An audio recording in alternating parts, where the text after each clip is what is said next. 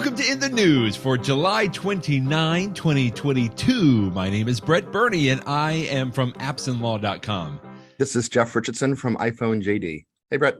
Good to see you, Jeff. Let's jump right in. You had some great links today in your post. How about some crystal ball looking, well, maybe not even so much crystal ball. We had some great links here from folks that have already been running iOS 16, the public betas on their iPhones. And you had three great links here, which I thought were fantastic. How about we start with MG Siegler, which he did three features that he thought was really cool in iOS 16. Yeah, and they were some of actually the first one is not as much of a marquee feature. It's the haptic typing, the idea that you get a little bit of feedback when you're typing on the screen. I have tried that in the past. I've tried third-party keyboards that use it. He's a big fan of it, and after reading this post, I'll have to give it another shot. So that'll be interesting. And then he also likes, of course, the new lock screens, which look absolutely beautiful. And I'm trying to remember. He calls it a killer feature. Yeah, he says the lock screens are a killer feature. The more that I read about them, the more nicely I see that they have been done. Wait. And I'm really looking forward to try it out. And then what was this last one? I forget. Oh yeah, the media controls. Yeah, the idea that when you're playing a podcast or a song or whatever, it'll take over the screen so you can see, like on your lock screen. So nice. So you can see the big album art and stuff. So it really looks nicely implemented. I mean, the lock screen is going to mean something completely different this fall when we're all using iOS 16. Well, speaking of the media controls, another link that you had was to Jason Snell at 6 Colors, which things that I'm not even really thinking about, but just little tiny tweaks here. And Jason was talking about the way that you can scrub through a track or like a podcast, right? And even the volume on there. Really interesting. In the past, there's been like it's a line, but there's been a dot. And so if you wanted to increase or decrease or scrub across, your finger had to find that small little dot, and then you could drag it left and right. So the dot's gone, which seems maybe a little less confusing, but maybe not. The line itself should be clear enough. And the idea is you can pretty much drag anywhere on the line. So it ought to provide greater ease of use in a way that you won't really even notice. So I'm looking forward to trying it. But I mean, I agree. This is an example of one of those tiny little features that it's funny that he did an entire post on it. It might not even be something that you notice, but it's just a little one of the a million little things that make it nicer. Well, I like what he said here. The big problem in the old way with the dot is that the dots were very visible.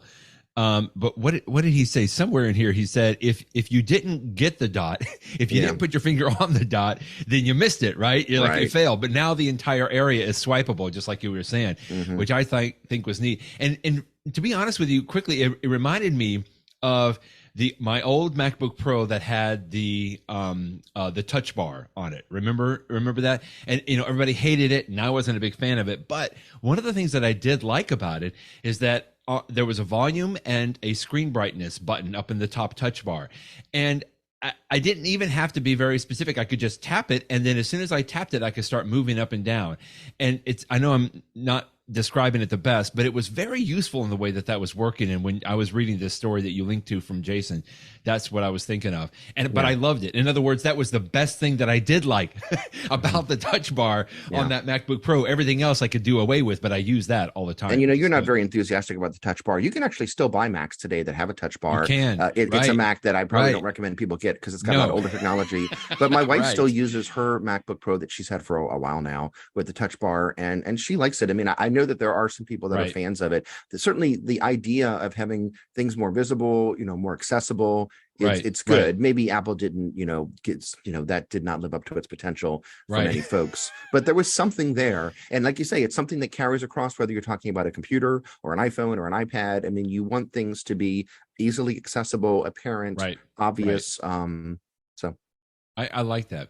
One last story that you linked to from Macworld, Jason Cross this time, Dictation in iOS 16. I was very excited to hear some of these features and improvements.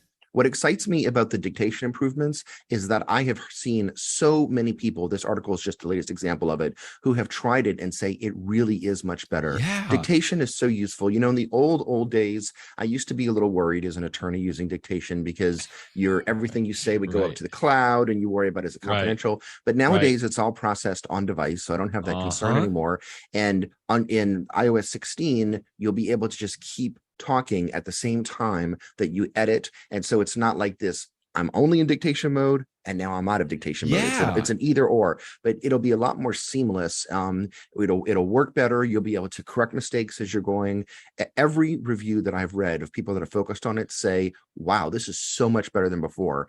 And in fact, what was the title of this article? It was a little bit of a clickbait, but dictation in iOS 16 is so good, you'll want to use it every day. And, maybe that's clickbaity, but from everything I've seen, I actually think that might be accurate. So for folks that use a lot of words, like as I certainly do in my profession, I'm really looking forward to this.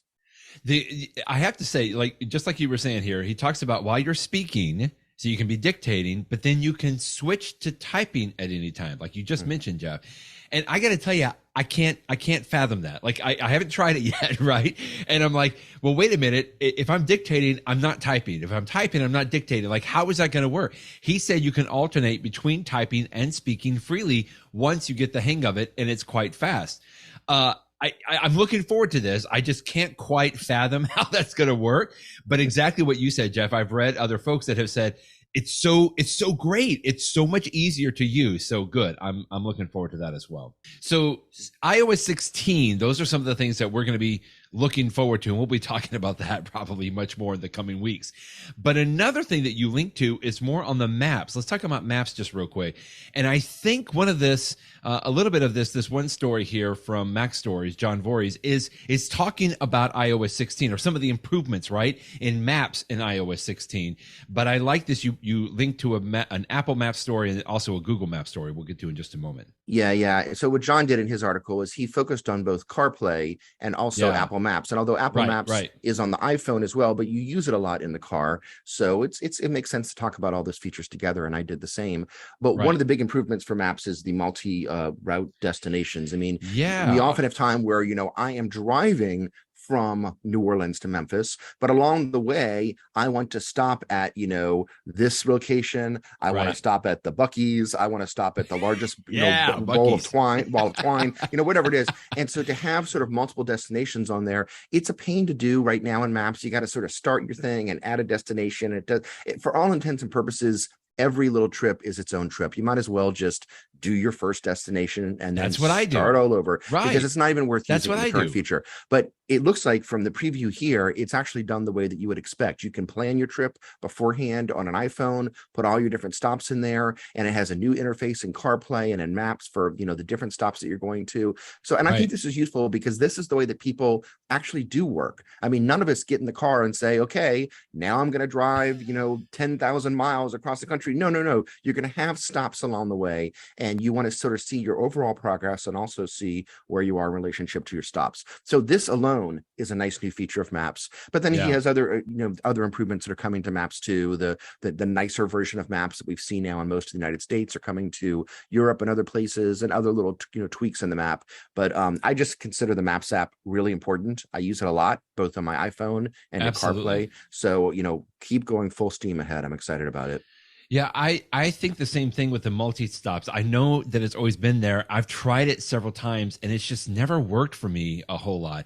Now, I switch back and forth between Apple Maps and Google Maps, but I will tell you, I probably use Google Maps more. I just seem to always have it's almost like it's a personal preference a little bit, but it's also a trust factor. I find that people will use one or the other, and if one of them messes something up for them, or like, hey, this made me go around this way a little too far, but Google Maps was a more straightforward, or it could be vice versa. And I find that most people come down to a trust factor on that. At least I do, and I'll use the one that I can trust the most. And I don't think there's any scientific background to that. But you also linked to a good story here about Google making some improvements to Google Maps as well. Yeah. And in fact, on this article, it's not even just this article, but if you scroll down a little bit in the first or second paragraph, they have a link to, you see where it says the word immersive view right there. Click on that and go to this a little bit of an older article, because it sort of exemplifies something I'm about to describe. For me personally, and this is an overgeneralization, but when I'm just trying to get directions, I really like Apple Maps. It works well for me. It's clean. It's easy to understand, and it integrates with all my devices. Everything works great. But if I actually sort of want to see things before I'm getting there, I've always sort of preferred Google Maps. Of course, they led the way with the Street View and stuff. And what you're showing right now on the screen for folks watching the video is this is not in existence yet, but this is what Google is moving towards, the more immersive view, where they have created this this version of the world, almost like a really sophisticated video game, where you look around and things look so photorealistic. That's exactly what it looks like. They've done the same thing for the world, and starting with major destinations like London that you're showing here. But Google has always been excellent at this. And so if I'm trying to plan something to see what it's going to look like when I get there, Apple has its version of it too, which is really good when it works. If you're lucky enough to be going to a city that has, Apple's version of Street View, but Google just works a lot better. The one that you just showed, it would even go inside of some locations, not just outside. So, I mean, this is a little futuristic, but this stuff moves quick. And I love that Google is doing this. So although for me, Apple Maps is my primary, unlike you, Brett, Google Maps is absolutely a strong number two that I use frequently. It's right there on my phone. I jump to it all the time, and of course on my computer and my iPad as well. So I love that we have these two fantastic options. Yeah, that's great. And just like we're talking about, I both of them live next to each other. Absolutely. on my, which is a little silly to me because I don't really have any other apps that I kind of do that the same. I mean, maybe some weather apps. I used to do that, although now I don't. But I like both Apple Maps and Google Maps are both on my home screen, and they're on my CarPlay. And it's like I will swap back and forth between them, which is a little odd, I think. But it is the world in which we live, and I don't know. I don't know if it's going to get better at some point, but we'll see. Let's go to sleep tracking now. And in fact, I think this is still kind of in the theme of iOS 16, right? That they're going to be, well, although this article is more about the different apps, right? That who is this? Chance Miller in 9 to 5 Mac is talking about if you're interested in sleep tracking. I think I mentioned iOS 16 because I think we are expecting there will be some additional features maybe with, the Apple Watch once iOS 16 and Watch whatever next comes out that there might be. But if you want to do sleep tracking now, which I got to be honest, Jeff, I think you mentioned this too. I don't know if I do very much. I just not something that I've been that interested in. Although if I've got an app and my Apple Watch that will do this and I can wear it all night without it running out of battery, I could be interested. Yeah. Some people don't like wearing an Apple Watch at night, and I understand that. I personally don't mind it at all. I think part of really not minding it is having the right watch band. If you got like a leather watch band or like the Milanese loop that I have now, that's not great for at night. But if you've got like one of the, I think they're called the loops now, or the poly, sort of like a rubbery, that there's no clasps or anything like that. Right. Not even the sport loop maybe, but the sport loop still has a clasp. But the one that's just the solo loop, I guess it's called. Right. Solo. That's right. That's what it is. Yeah. Those work great for sleep. So that's step one, is do you even want to wear one? But then step two is, does the data that it provides you really add anything to you? And I've mentioned this in the past in the podcast. Right now, these apps, whether it's the Apple one or the third-party one that Chance runs down here, and there are some good ones, people are really trying to do their best with them. I still don't see the data affecting me in a way that I find it's really worth the trouble, except perhaps just to be a simple curiosity. Now, don't get me wrong. Sometimes it is sort of interesting just to look at some numbers and see, how did I sleep? But I've heard people say that you can correlate it like, let me think about what I ate that day. And over time, if I eat this type of food, I sleep better. There's a lot of work you need to do on your side. But I still hold out hope, because the whole sense of the quantified self, the idea that these devices are measuring things about us all the time. I know that I think there's a future to this. There's a rumor that one of the things Apple's going to do this fall is to release an Apple Watch Pro that on the one hand would be more rugged, like a Garmin device. But another rumor is that it would have a temperature sensor in it to see basically if you're running a fever, running hot or running cold. And it wouldn't be the idea is not that it would necessarily be terribly precise, but at least it would notice if you're hotter than normal or you're colder than normal. And these sorts of things, as Apple Watches and other devices that are with us all the time can measure all sorts of different aspects about us when we're awake and when we're asleep. I do firmly believe that it's going to be better. We're going to get more useful information in the long term. Yeah. So even though right now I don't know the sleep tracking is there for me, I know that it's there for others, but I'm incredibly interested in this going forward. I really am. The one thing that it does now, even before we just go through these apps real quick, is I guess I have is it bedtime mode? There's something that I have on the watch now, Jeff, that will tell me how much sleep I get, right? But it doesn't, because I don't typically wear my watch when I sleep at night, so it doesn't like tell me how many times I went into REM sleep or that kind of a thing. But it will tell me, hey, it looks like you've got 6 hours or 7 hours of sleep. But it seems that that is based on the fact that I didn't check anything, right? I didn't make the screen active. I don't even know. I haven't looked into this all that much, but right now there is at least and he calls it here in this article, native Apple Watch sleep tracking, but it's not anywhere near as granular as I think some of the things that you're talking about on there. And then he recommends some of these apps here. Auto Sleep, I think, is his one that he likes the most on this. It's nice that they have all the options. And Sleep Plus Plus is a good one too. Not that many years ago, but not very recently, a couple of years ago, Apple bought a company called Bedit. It's like Reddit, but with a B. And it's a company that makes a sleep tracking device. It's not part of an Apple Watch. It's an independent device. Okay. And, you're right. They still sell it through the Apple website right now. Yeah, it is it mentioned here. They still sell it through the Apple website. And they still support it. But clearly, gosh, was this back in 2017? Has it been 5 years? 2017. That's oh my goodness, I didn't realize it had been that many years.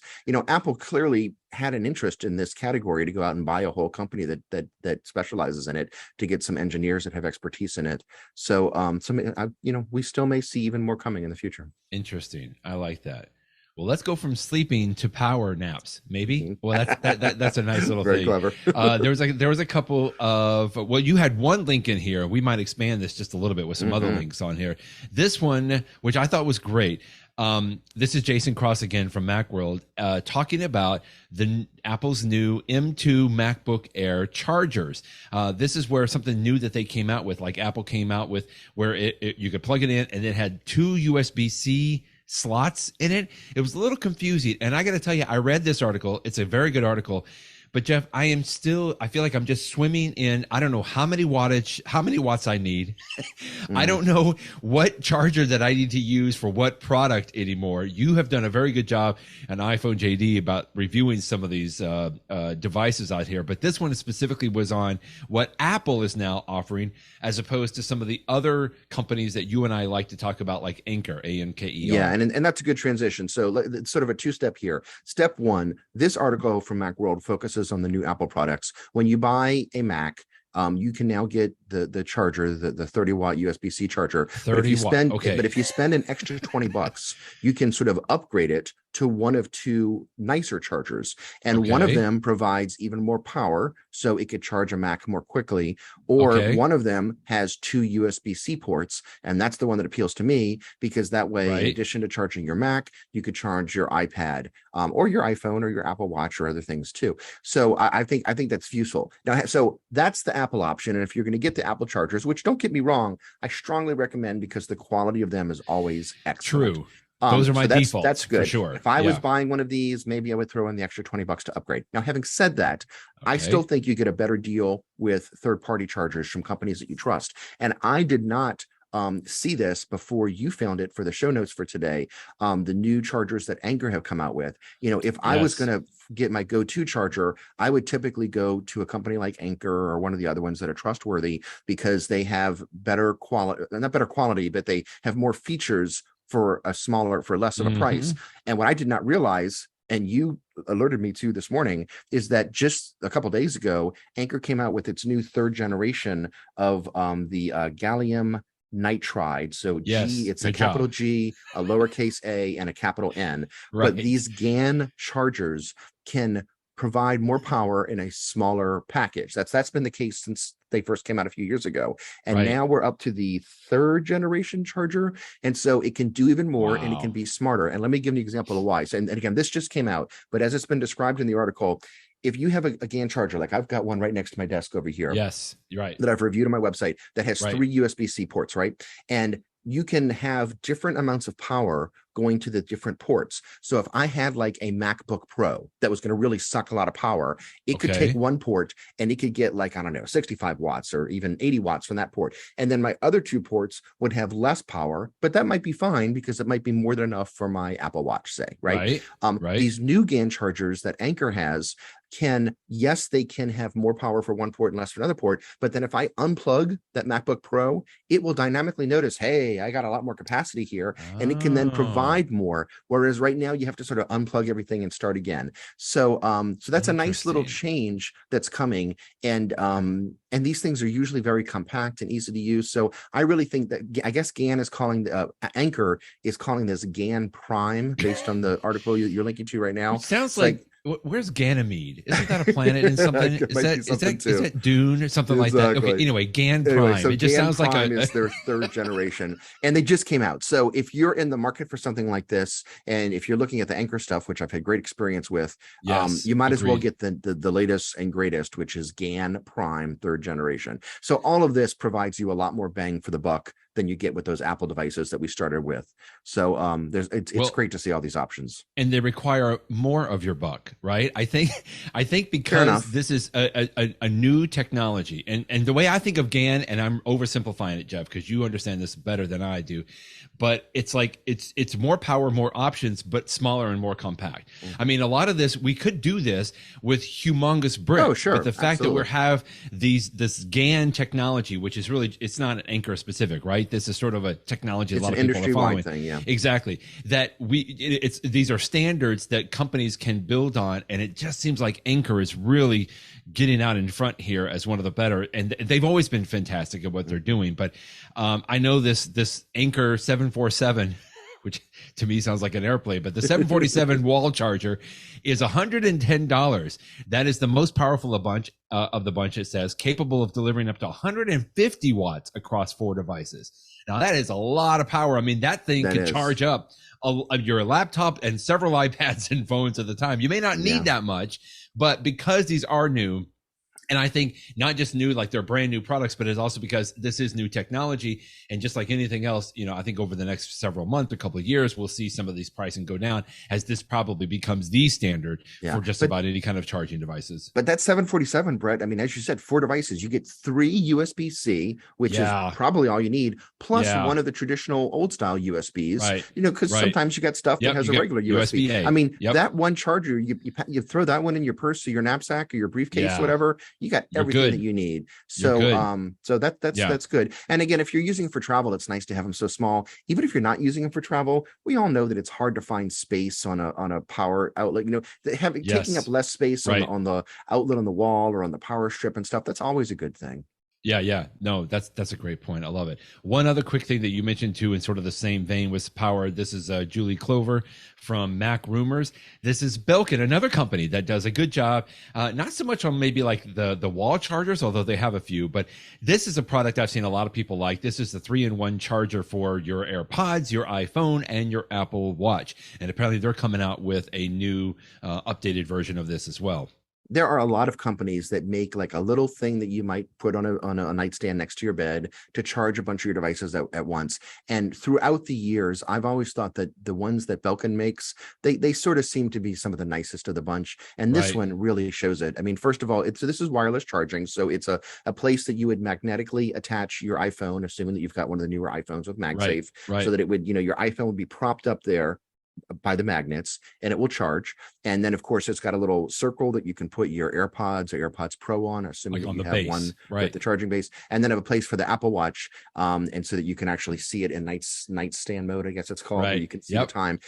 This newest version allows the newest Apple Watch Series 7 can use USB-C to charge an Apple Watch even faster, and this now supports that. What's nice about this is some of those devices that you can buy for your bedside, you actually have to supply your own cord for them and stuff like that. This looks like it's all built in, and I know that Belkin is actually using the official Apple, what is it, the Apple certified products and all that sort of stuff. So that's good quality stuff. And this looks like a nice device. So it's $150. If you're looking for something like this, I think this looks like a good option. And I have to admit, even though I have something that works right now, when I look at this, I'm like, this is a pretty cool one. I'm tempted to get it. And wireless charging is not as fast as plugging in a cord. We always know that. But for charging overnight, it's more than fast enough because you got plenty of time. Or if you're just sitting at your desk and you just want to throw on your iPhone, not because you necessarily need it to be charged super fast, but you just want to give it a little pick me up so that when you take it later on, it's got some more charge. I think this is a really nice option, I think. Well, and I see people doing this even for like their office, right, on their desk. The fact that you can just lay it down. If you're going to lay your phone down, you might as well lay it on top of something that can be charging. Yeah, exactly, and charge that up, which is good. Let's move to AirTags now. Another neat little column that you linked to. This is Allison McDaniel now in 9 to 5 Mac with some unique ways to use AirTags. What I like about this article is AirTags have been in the news a lot lately. This is a great idea for an article because it's like, we know the typical uses. You attach it to your luggage, you attach it to your keys. And so what she was trying to do is come up with some things that you might not necessarily be thinking of. Now, some of them, like for example, the Apple CTV remote there, I've seen this device. It's like this piece of rubber that wraps around the remote and you can put an AirTag in it. It makes the remote a tiny bit more bulky, but if you are the sort of person that loses your remote in your wherever your TV is, couch cushions, right? There you go, couch cushions. You can now put an AirTag in it to find it. The one that I linked to before at the very end of the article, she had, but I thought was a great idea, which is if you use a coat, and we don't use coats too much here in New Orleans, but you go to a party and someone takes your coat and it goes on top of a bed with 10,000 other coats. Or if you check your coat at some place, slip an AirTag in there. Because that way, if you're trying to find it later, you can like make it beep. You're like, oh, there it is. Or, and find it. I was like, what a smart idea. I would have never thought about just slipping one into a coat. And she has some other ideas too, like bikes and, golfing equipment. The one about putting it on your AirTags, on your glasses, rather. I think that, I don't know, AirTags are not that heavy. I'm not sure that I want one on my glasses strap. But, it's at least just creative uses of the AirTag. And I like it because AirTags are very useful. And why not find more ways to get value out of them? I like this. My favorite here, she says that somebody, bicycle theft is apparently a pretty big problem here. So somebody has created an AirTag holder that fits inside your tubeless tire. That is which interesting. I didn't even think about that. I'm like, really? Like, can that work? But it can, and that's really neat. So I'm glad that you linked to some good ideas on how to uniquely use your AirTags. Yeah. Before we get to the in the know tips, Jeff, how about a couple of in the deals? You had a couple of really nifty.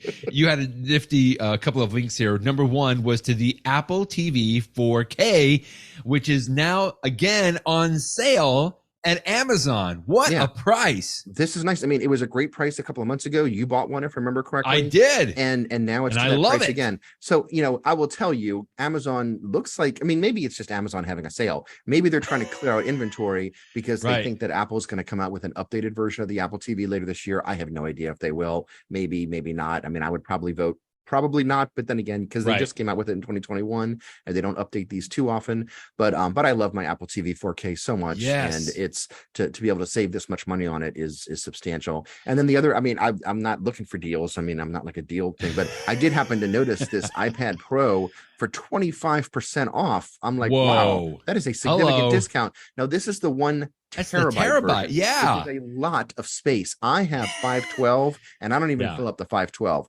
but I've heard people say that if you really do a lot of video work on your iPad, and as iPads get more powerful, that this is going to probably be more of a thing in the future. Sure, having a terabyte makes sense for video.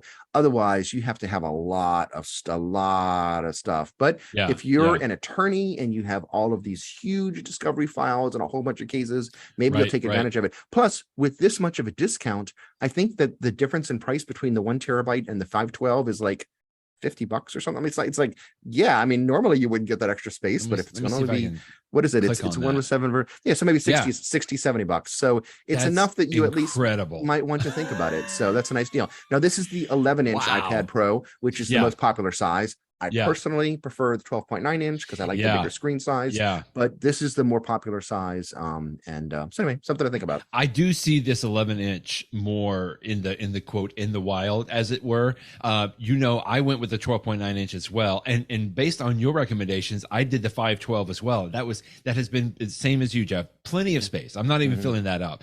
And it's taken me a while. I think I've talked about this several times to get used to that bigger screen. But I got to tell you, I'm using that as like my second screen for my laptop so much more often now. It's really fine. But if you want something that's a little bit more, to be hidden or carried around, that's not quite as massive, this 11-inch is great. And by the way, that is such a great price. And quickly on the Amazon, the price for the Apple TV 4K, this is for the 32 gigabyte model.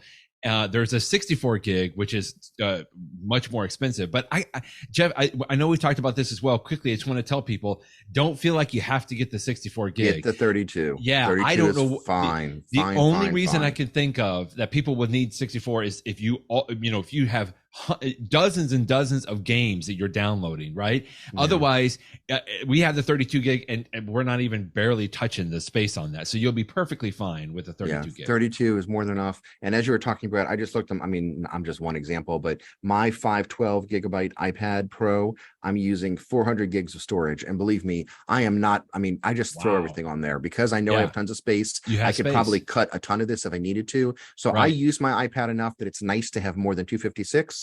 But for right now in 2022, for me, 512 is perfectly fine. Yeah, very good. But now let's go. Yeah.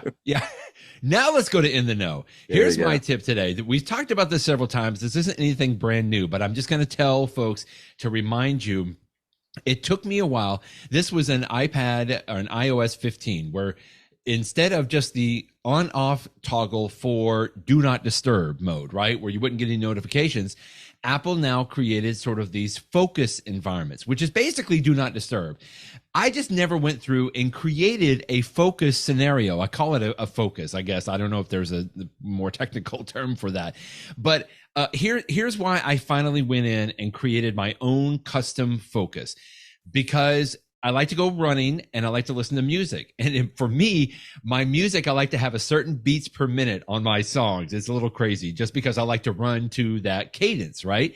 Well, I don't have a lot of notifications on my iPhone. I've turned so many of them off, but it just seems like the few that I do allow always have to come and bother me right when I'm running, when I want to listen to just the music. So I went in and I said, well, okay, I stopped running to do this because I was so happy that maybe I could finally find a scenario where I need this. I went in and created a focus just simply called running. And I said, turn off everything except if any kind of a call or a text message comes from my wife or my kids or my mother.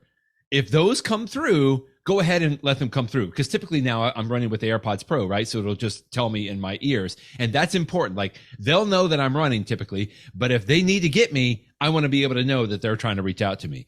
And then, so that was one. I said, here are notifications from these people, right? The second thing was, also, if there are any notifications from these three specific apps, and I think it was the All Trails app that we talked about before, and the fitness app, right? Because sometimes it'll tell you, if you've run 2 miles or whatever the case may be. And that's it. That's the only thing that I did. It was so easy and quick to set up, Jeff. And it makes me so much happier when I am out and about. And the way that I turn this on typically is that when I go for a run, I typically go to my watch and I say, start a fitness, right? Outdoor run. And then I simply just go to the main screen and swipe up to the dock.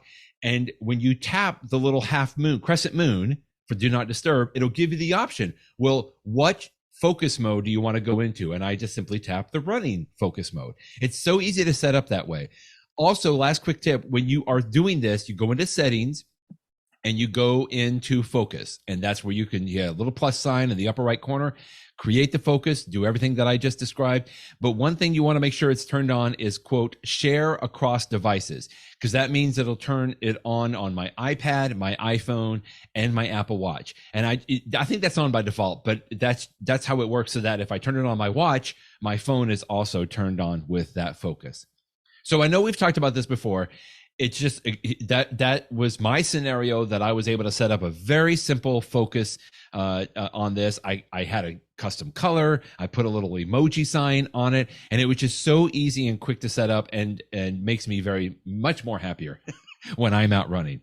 I have a question about something you said, but it's not really on this particular tip. You mentioned in the beginning that you like to have music at a certain beats per minute. And I understand that, because it's so great if you're jogging and the song beats goes with your feet. Yes, I love that. Do you do something special to do you just pick songs that you think are the same, or do you actually have a program that selects songs for you? Oh, that's a great question. I used to use one of my favorite named apps ever for this, because I would have music stored on my iPhone, right, Jeff? And there was an app called Trail Mix. That's the name of the app. I just love that. So that it would look at my library. It would look at your downloaded songs. Yes, sir. Exactly. And it would only pick out those songs that, I said I want 160 beats per minute, that kind of a thing. I love that app, and I bought that app and I was using it. But now today, I got to tell you, I will go into either Spotify or Apple Music, and there are so many people that create all of these fantastic playlists. And I didn't even know that. I just searched for rock music 160 BPM, and sure enough, I've got the whole world available to me. That is a great tip. I did not. Of course, that makes perfect sense. It never even occurred to me. Yeah, exactly. There are tools like Spotify has, some kind of an API where you can go online and you can say, show me all the songs, from this genre or whatever that have this beat per minute. And I don't know if that's what people have used, and then they create a playlist from that. But I just really, I sit on the shoulders of so many other people that have created these playlists, and you can just search for whatever you want. If you want 162 beats per minute, you search for that. If you want 173, you can search for that. So thank you to all of the people out there in Spotify land or Apple Music land that have created those. So today, that's just what I do, because now I can just start running it, pick a playlist that's going to work for me. That's great. I got to do that. Do they have them for people much slower like me, like 20 beats per minute or something? Okay.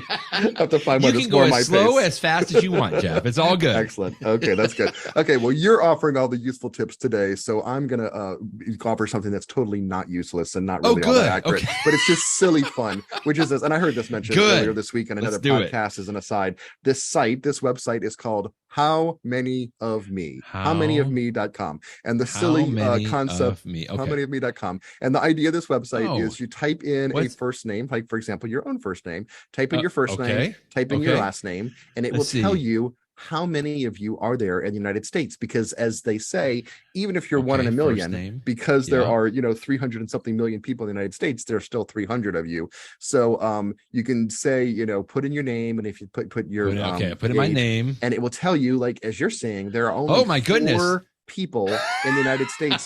You are almost like one of a kind, Brett. That's very impressive. I'm so special. On the other hand, let's see what you are, because you type in Jeffrey, and they say they use your full name. So for me, REY, Jeffrey. And the reason is because they're pulling data from the U.S. Census from 1990 and 2000, and so people tend to use their more formal name for the census, right?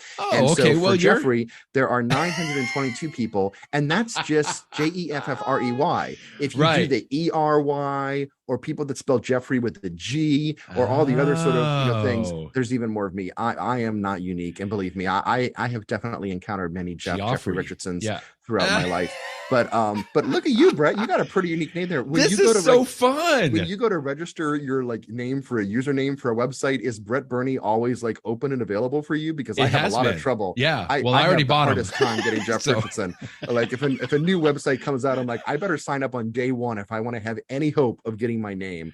This is so fun. I love that my Twitter handle is Jeff Richardson, because nowadays I could never get that. Now, having said that, if you click on at the bottom, they have how accurate is this? And the people say it's not very accurate. They're let's be honest with this. They're using the census data. I don't want to read that part. They're using a lot of extrapolation. This is more of a party trick than anything that you're going to necessarily, don't spend money on it. But it's a fun idea if whether you're trying to come up with a name for your child to be, you want something that's unique or something like that, or if you just want to silliness of how many people are there that have the same name as you. This is something funny. So howmanyofme.com. If your name is John Smith, you are one of 48,672 people in the United States. Oh, there's 1,000 people named James Bond. So I guess see that. I think what that's 35 saying Johnny Cash. Is that that's great. I am on par with James Bond, at least by one there metric. You go. By one that's metric. Great. James Bond and I are the same. So that's good to know. Good to know. We're just going to call you Jeff Bond from now on. It's great. Bond, Jeff Bond. It doesn't quite have the same ring, but I like it. It's good. All right, Jeff. Always fun talking with you, my friend, and we'll talk to you next week. Thanks, Brett. Bye-bye, everybody.